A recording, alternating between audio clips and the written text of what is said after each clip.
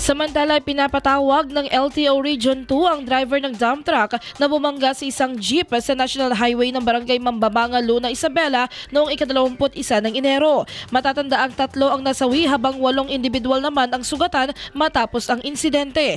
Ayon sa show cause order ng inisyu ng LTO Region 2, lumabag sa batas trapiko ang driver sa kasong reckless driving at improper person to operate a motor vehicle. Dahil dito binibigyan siya ng 3 araw para magpaliwanag kung bakit hindi dapat suspendihin ang kanyang lisensya.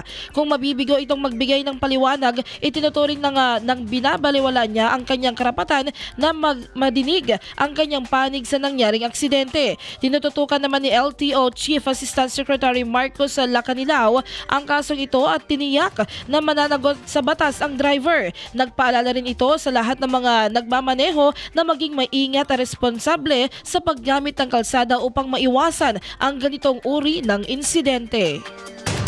IFM News.